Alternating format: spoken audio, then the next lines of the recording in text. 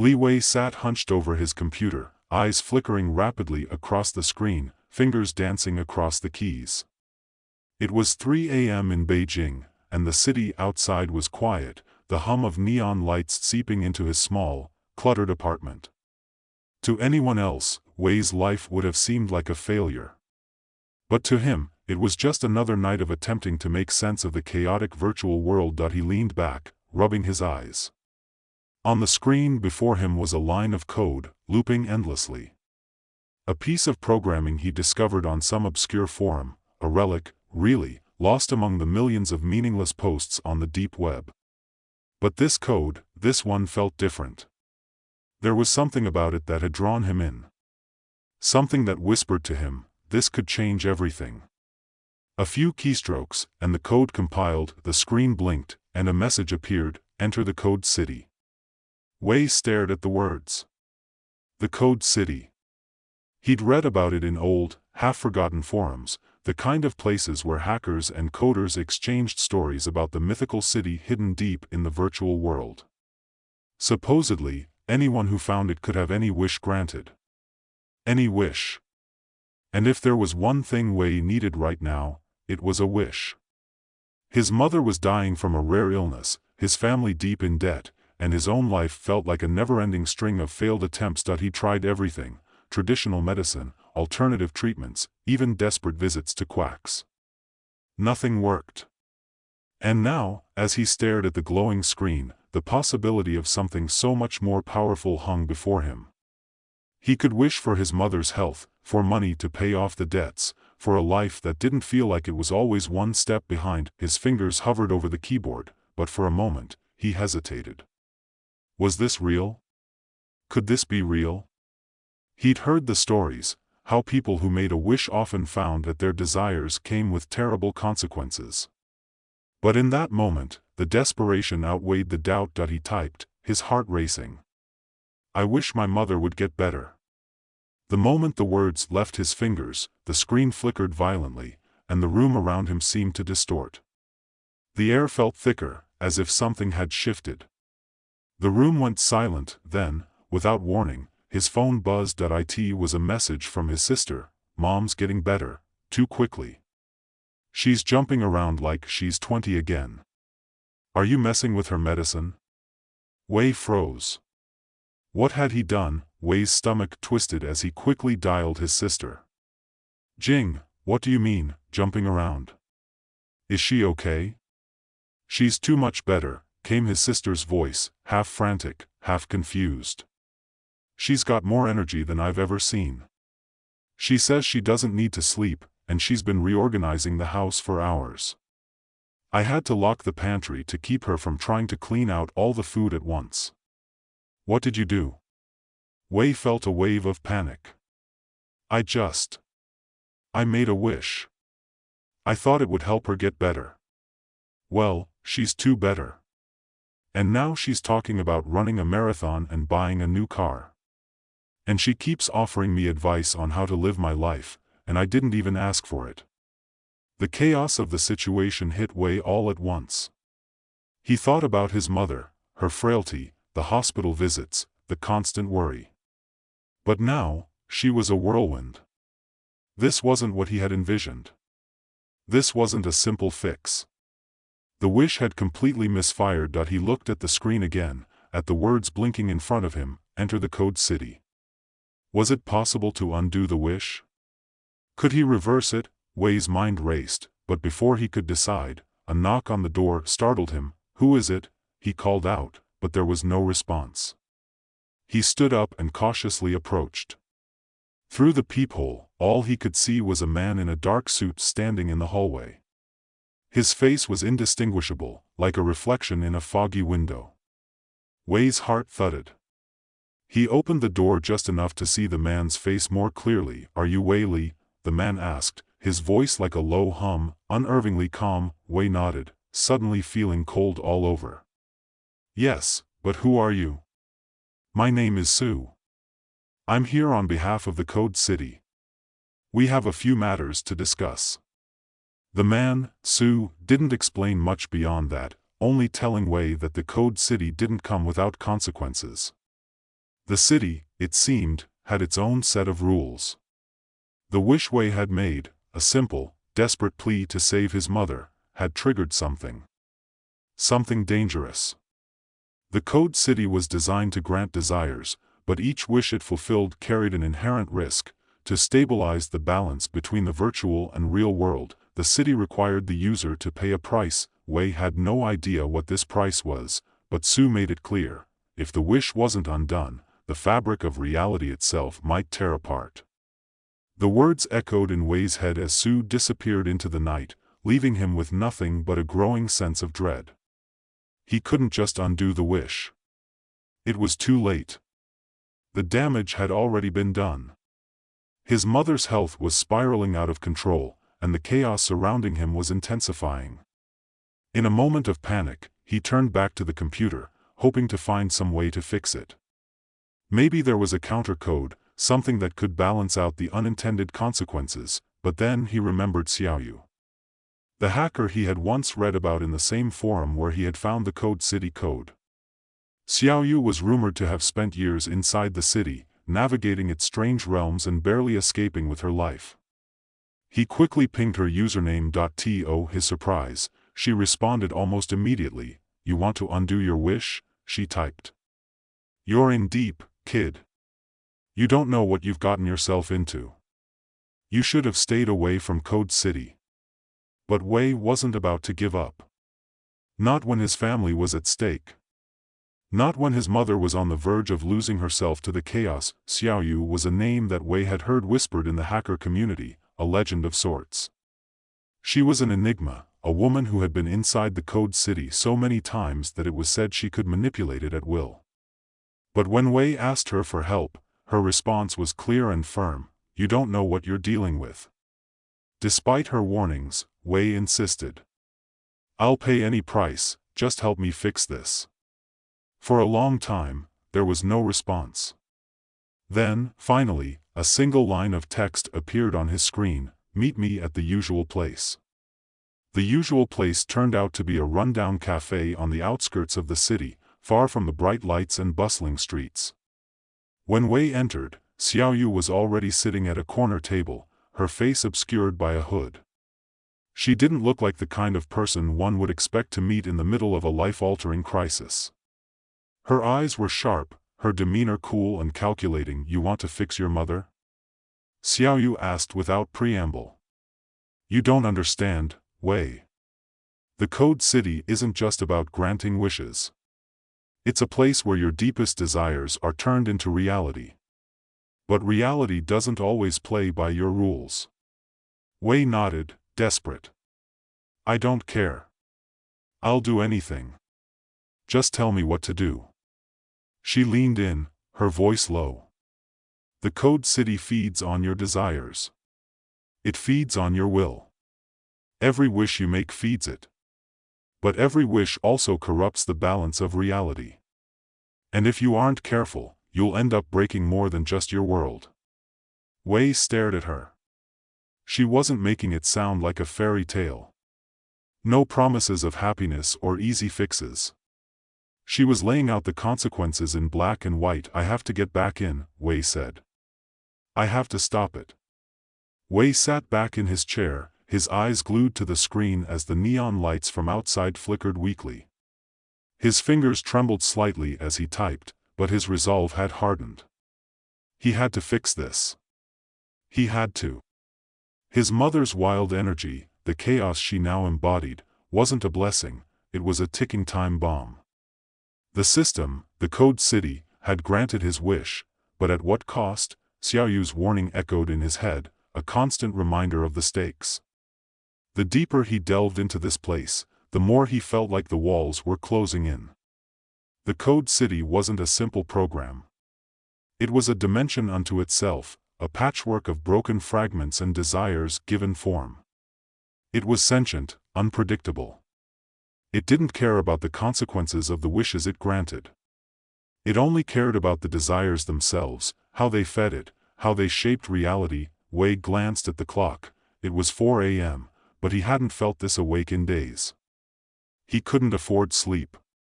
Not now. Not until he fixed everything. His mother, his family, they couldn't handle much more of this. He tried to think logically.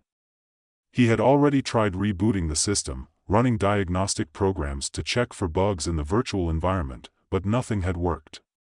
There was no easy way out. Whatever he had triggered when he made that wish, it wasn't something he could simply undo with a few lines of code. He needed help, but there was no one else to turn to except for Xiaoyu, the one person who seemed to understand the weight of the Code City and its twisted nature. Wei's phone buzzed again. His sister's name appeared on the screen. He picked up immediately, his heart pounding. "Jing," he said, trying to keep his voice calm, though he felt anything but. "What's going on? Is Mom okay?" His sister sounded out of breath. "Wei, you've got to fix this. Mom, she's out of control. She's rearranging the furniture in the living room again. She says she wants to climb a mountain. She tried to run up the stairs earlier, and I had to stop her. She keeps saying she doesn't need sleep, that she's got so much energy now. It's like she's not even herself anymore." Wei's stomach twisted. I know. I'm trying to fix it. Just hold on. Hold on." Jing's voice cracked, the frustration clear. "You don't get it, Wei. This is not normal. I don't know what you've done, but you have to stop. She's acting like she's possessed, like she's not even human anymore." Wei's eyes darted back to the screen, the blinking cursor mocking him. He was running out of time. "I'll fix it," he repeated, more to himself than to Jing. "Just keep her calm. I'm going back in." Without waiting for a response, he hung up and dove back into the depths of the Code City. The virtual landscape around him shimmered, and suddenly, he was no longer in his apartment, no longer surrounded by the dull hum of the city. He stood on the edge of a cliff, staring out at a sprawling city that seemed to stretch on forever, its lights flickering like distant stars. There was a strange, metallic smell in the air, a heavy, almost oppressive atmosphere that weighed on his chest. This wasn't the place he had seen earlier, the fragmented code he had first stumbled upon. This was something new. Something more dangerous. A voice echoed in the distance, smooth and mechanical. "Welcome, Wei. You've entered the heart of the Code City. Are you sure you wish to continue?" Wei tensed. He didn't recognize the voice. It wasn't the same AI that had guided him through the earlier phases. This voice was deeper, colder. "I need to undo my wish," Wei said, his voice steadied despite the fear churning in his stomach. The voice chuckled, low and ominous. "Undo? A wish cannot be undone once it is made. You've made your choice, Wei. Now you must face the consequences." The ground beneath his feet shifted, and suddenly, the scene around him morphed. The cliffs disappeared, replaced by endless rows of towering buildings. Everything seemed to pulsate with a strange energy, the air thick with static. He could hear the whispers of countless desires swirling around him, half-formed, twisted, chaotic. It was like standing in the middle of a storm made of thoughts, wishes, regrets. He felt a presence behind him, and when he turned, he saw her. Xiaoyu, her eyes were sharp, her expression unreadable. She walked toward him slowly, her footsteps echoing in the empty city. "You're in too deep, Wei," she said, her voice low. "This place doesn't care about your intentions. It only cares about what you want. And now, you've crossed a line." Wei clenched his fists. "I can fix this. I can fix everything. You can't." She stopped in front of him, her face a mix of pity and frustration. "The Code City feeds on desires. It doesn't care about morality or the right choice. It only cares about power, about what you're willing to sacrifice to get what you want." "Then tell me what to do," Wei snapped. "I didn't ask for this. I just wanted to help my mother." "Help her?" Xiaoyu repeated, shaking her head. "You've created a monster, Wei. The city doesn't grant wishes, it warps them. It takes your desires and turns them into something else. It feeds off them. And now, it's feeding off you. I don't care, Wei said, his voice hardening. I'll do whatever it takes to stop this. Xiaoyu's gaze softened for a moment, and she took a step closer. You think you're the first one to come in here and try to fix something? There are others, Wei. So many others who thought they could control the city. But they were wrong. And now they're trapped, lost, like shadows of their former selves. Wei's mind raced. What happened to them? Xiaoyu didn't answer immediately. She glanced around the swirling chaos of the city, her eyes distant. They made their wishes. And when they tried to undo them, they disappeared. Erased from reality.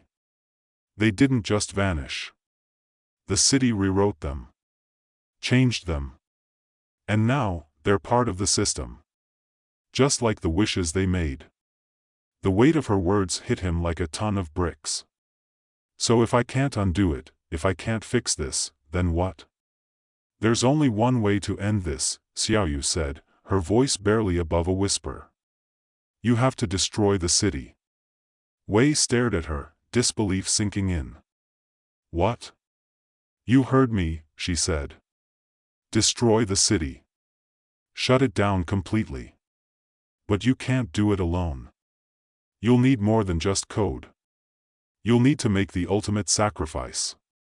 Wei didn't hesitate. I'll do it. She sighed.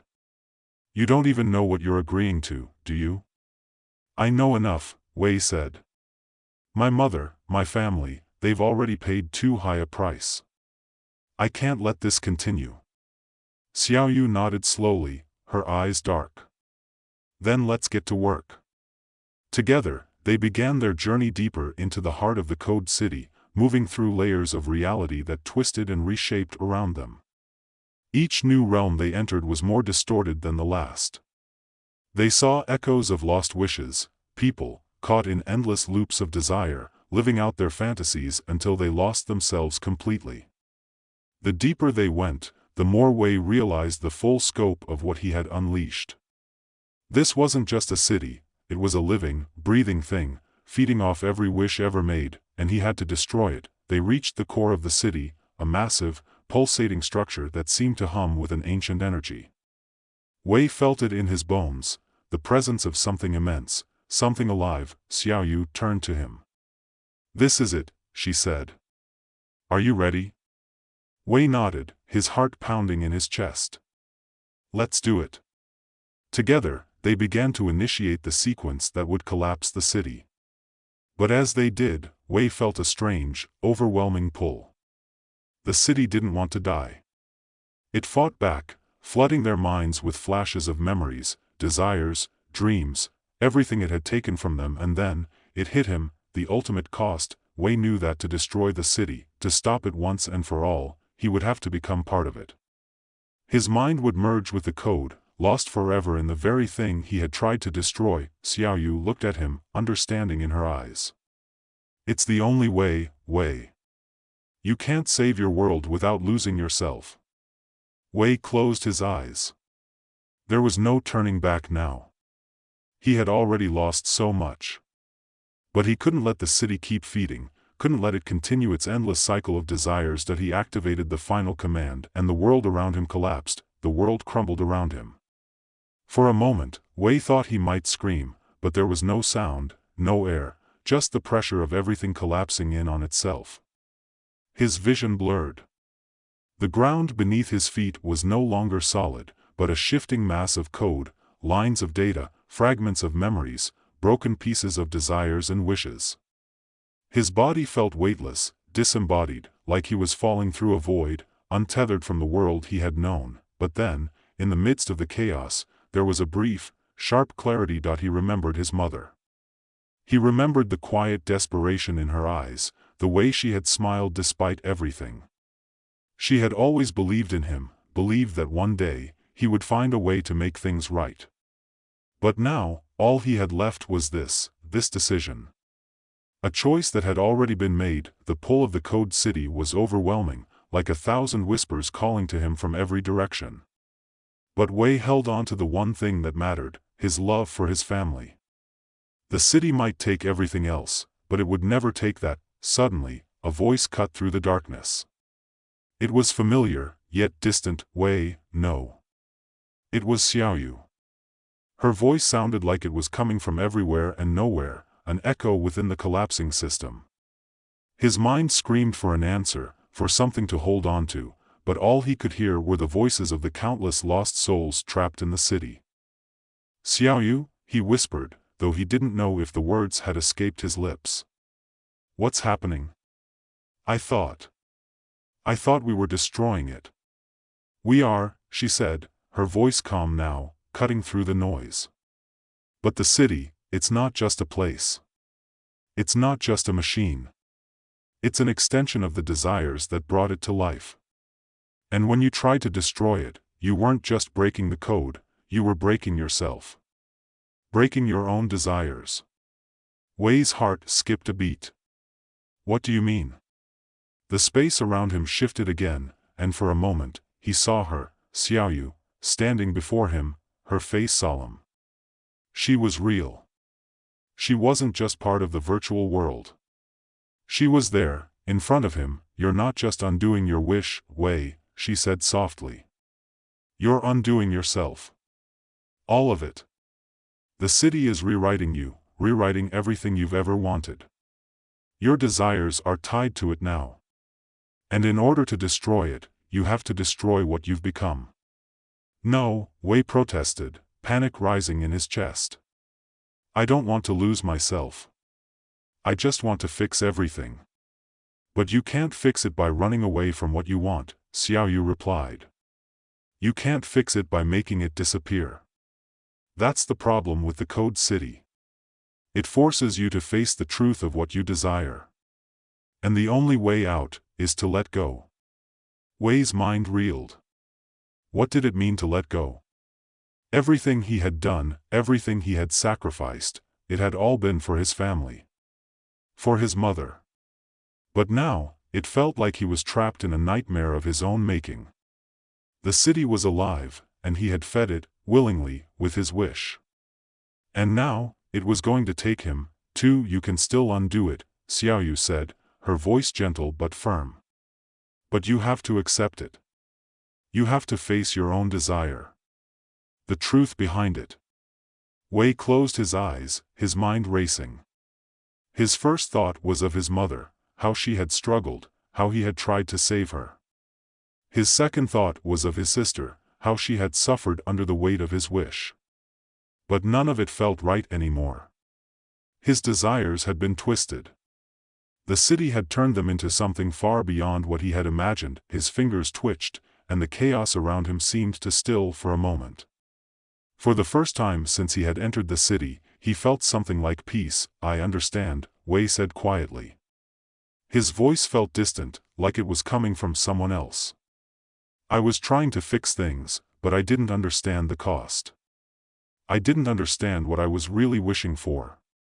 You're learning, Xiaoyu said, a slight smile in her voice. But it's not too late.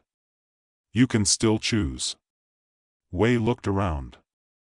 The city was still collapsing, the lights flickering like dying stars. But now, he saw something different. He saw the faces of the people who had come before him, the ones who had made their wishes, who had been consumed by their desires. He saw them, all of them, trapped in their own loops, unable to escape. He could feel it now, the weight of their regrets, their unfulfilled wishes. It was as if he was standing in the center of it all, and the air was thick with the residue of broken dreams. And then he understood. The city wasn't just a place. It was a reflection of everything people wanted but could never have, everything they desired but could never fully attain. It was a mirror to their souls, and it fed on their hopes, their fears, their weaknesses. And the price was always the same, self-destruction. Wei took a deep breath, the weight of it all settling into his chest. He wasn't just facing the Code City. He was facing himself. I'm sorry, Wei whispered. I didn't mean for this to happen. Xiaoyu nodded, her expression softening. It's not too late, Wei. But you have to let go. Let go of what you thought you wanted. Let go of what you think you need. Wei closed his eyes. The city, the voices, the endless desires, they were all fading now. It wasn't an explosion. It wasn't a violent collapse. It was a slow, quiet unmaking, a disintegration of the thing he had become. He could feel the pull of the virtual world, the city's grasp loosening around him, but it wasn't just the city that was unraveling.